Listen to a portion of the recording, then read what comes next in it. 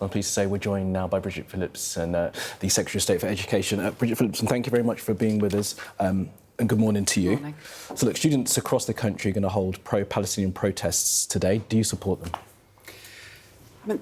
There is, of course, within our country the fundamental right to protest. It's a cornerstone of our democracy.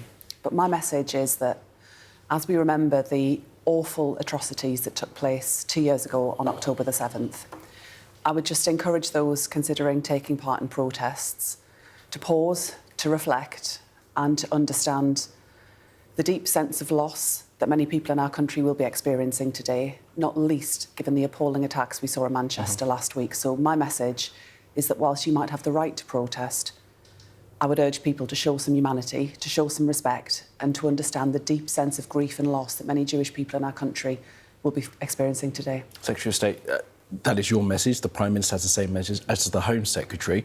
You know there are calls on you to speak to universities about this. Have you done that? Yes, I've already, in recent months, held roundtable discussions with universities. This one specifically today? And I will be in contact with university vice-chancellors on this specifically as well. Okay. I'll be writing to university vice-chancellors, but I have already, over the course of the last year, engaged with vice-chancellors, with Jewish community groups and with others to make sure that we're taking action against anti-Semitism. There can be no place for prejudice, for anti-Semitism or for hatred on our campuses, on our streets or anywhere else within our society. Those conversations haven't elicited the response that you want, have they? Because on the anniversary, 2-year anniversary, October 7th, students are going to be out again today. Well, as I say, I can only reiterate that given the deep trauma that was experienced on October the 7th, the worst loss of Jewish life since the Holocaust, and especially in light of what we saw last week in Manchester, my message is that now isn't the time for protests of that kind. And anyone, of course, taking part in a protest must always ensure what they do is lawful, and the police will not hesitate to act should that overstep the mark. OK. Well, these are lawful, aren't they? I know that there is plans to legislate to try and stop cumulative protests, but even that announcement after the deaths of those individuals at the synagogue, the terror attack on that synagogue, wouldn't actually stop these kind of protests today, would it? Because these aren't cumulative. These are protests that are being held on a specific moment. We have set out, the Home Secretary has set out what further steps we believe are necessary in order to stop the cumulative impact, which can, cause real challenges for police operations as well. But I have, over the last year, engaged, done significant engagement with our Jewish community, with university vice-chancellors. A key message that I took from that as well was Jewish students saying that they wanted universities to take more seriously their experiences on campus around anti-Semitism. I've been clear with university vice-chancellors that they have a responsibility and a duty to make sure that every student on campus can feel safe, can go about their business and can study without worry of intimidation. And I'd make the point again that those conversations haven't stopped what's happening today. Do you think Jewish students are safe on campus?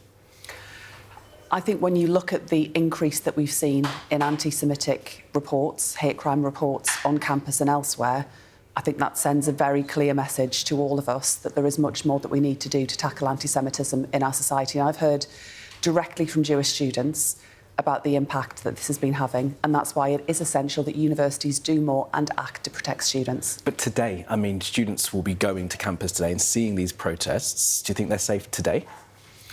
Well, university vice-chancellors, university leadership will have to do everything within their power to make sure that that is the case. What can sometimes complicate matters is where protests will take place near universities but not on university grounds. That can make it more difficult for action to happen. The Prime Minister said that these were un-British. What does he mean by that?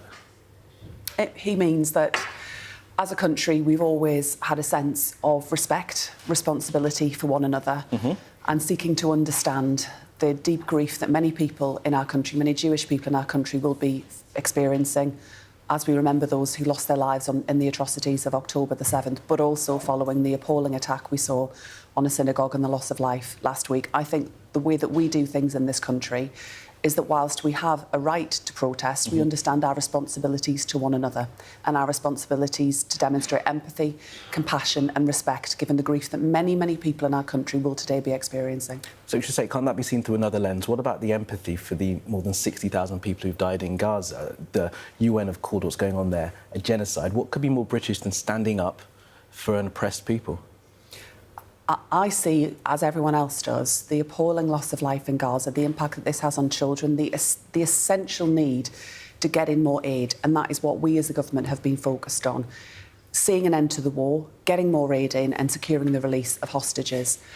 But just because you have the right to protest throughout the year doesn't mean you have to protest on every single day of the year. And today, on October the 7th... No, you've made that point. And I would just urge people to reflect on that.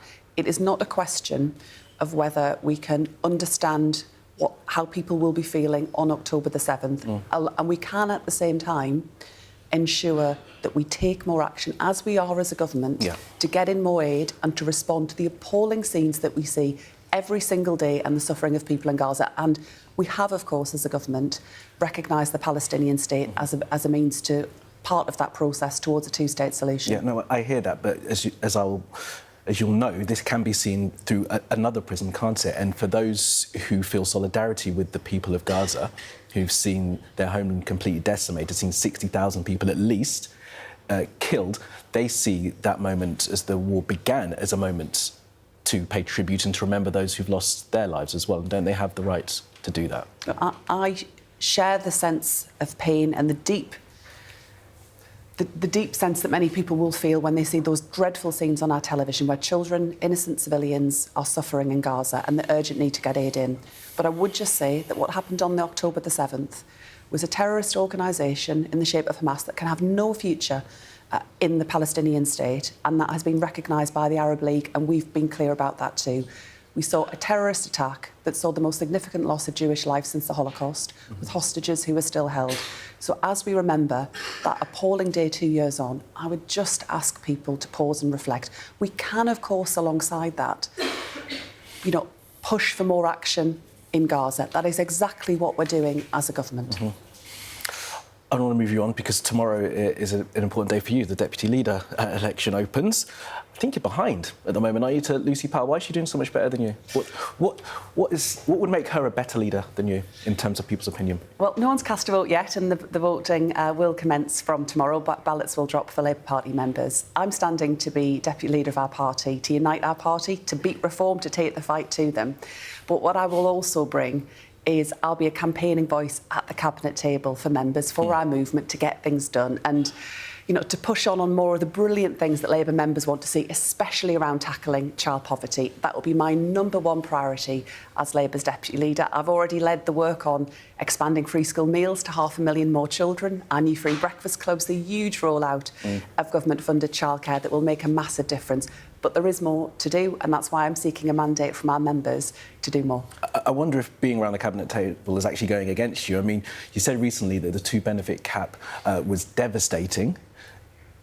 Will you say today that it should be lifted in the budget in November? Look, I'm clear about what the evidence tells me, and I've always been clear that the 2-child limit is on the table. The difference is I'll be inside government able to push for further action on child poverty.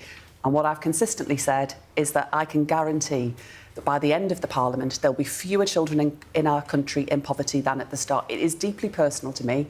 I experienced this growing up. I know the impact it has on children's lives.